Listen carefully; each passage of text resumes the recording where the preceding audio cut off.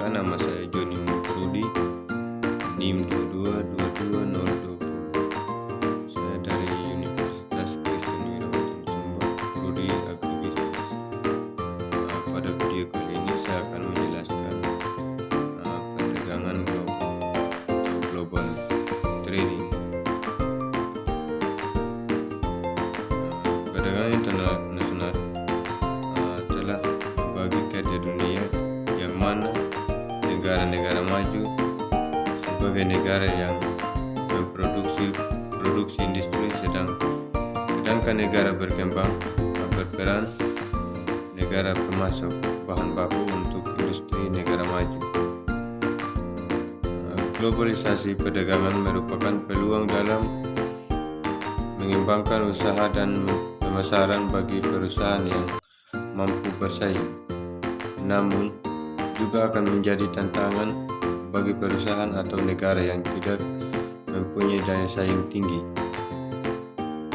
Perdagangan global menuntut perusahaan agar mampu bersaing tidak hanya terpaku pada keunggulan komparatif saja, tetapi harus mendapatkan keunggulan kompetitif.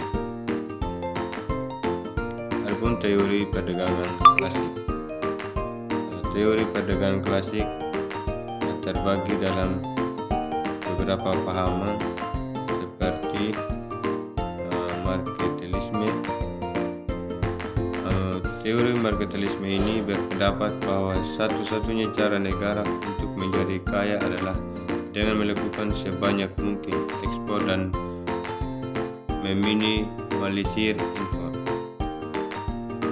Selisih ekspor yang besarnya ini akan menjadi pemasukan negara yang kemudian dikonversi menjadi emas. Emas tersebut merupakan bukti bahwa semakin banyak emas yang negara miliki, maka semakin banyak kaya negara tersebut.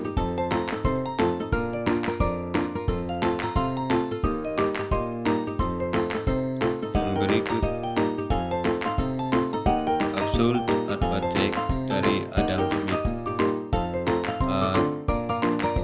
Teori ini lebih mendasar pada besaran atau variabel real, bukan moneter, sehingga sering dikenal dengan nama teori murni perdagangan internasional. Teori ini memusatkan perhatian pada variabel real seperti misalnya nilai suatu barang yang diukur dengan banyaknya jumlah tenaga kerja yang dipergunakan untuk menghasilkan barang.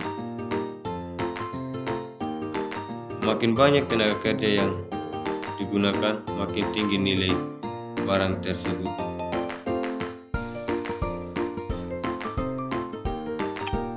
Adapun teori perdagangan modern.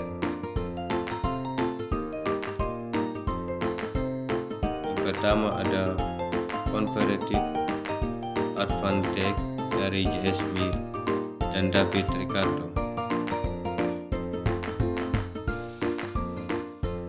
Teori ini mengatakan bahwa suatu negara akan memiliki comparative advantage terbesar dan mengimpor barang yang memiliki comparative disadvantage.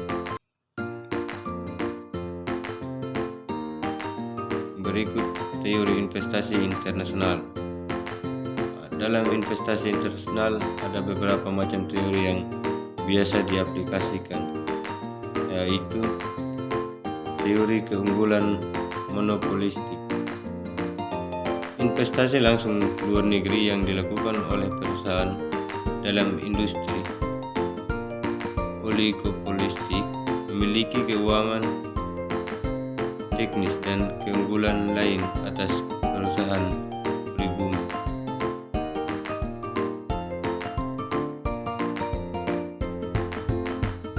Yang kedua, ketidaksempurnaan pasar produk dan faktor produksi.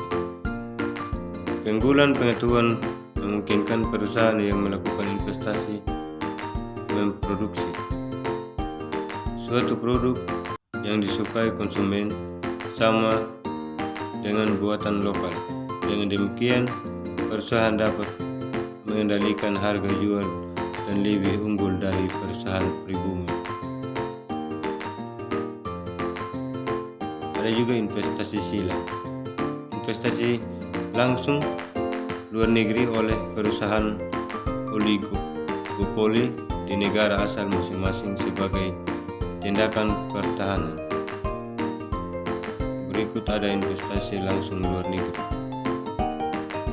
Menurut Krugman 1994, yang dimaksud dengan Foreign Direct Investment atau FDI adalah arus modal internasional di mana perusahaan dari suatu negara mendirikan atau memperluas perusahaannya di negara lain.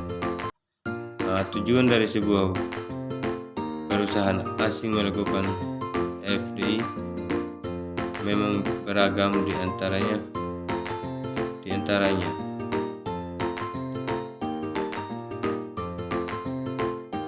Yang pertama, mencari sumber daya. Sebuah perusahaan melakukan investasi luar negeri bertujuan untuk mencari sumber daya. Hal ini disebabkan karena perusahaan selalu mencari sumber daya yang paling murah dan memproduksi barang atau jasa. Berikut mencari sumber daya yang murah ini memang dapat dilakukan dengan cara melakukan investasi langsung luar negeri, di mana perusahaan dapat melakukan akuisisi perusahaan pemilik sumber daya di negara yang dituju atau dengan cara membuka atau membuat anak perusahaan. Berikut mencari pasar. Investasi langsung luar negeri dapat menciptakan pasar yang baru bagi sebuah perusahaan. Perusahaan semakin memperluas pasarnya. Investasi langsung luar negeri memungkinkan sebuah perusahaan untuk dapat menjual produknya lintas negara, lintas regional, bahkan sampai lintas benua.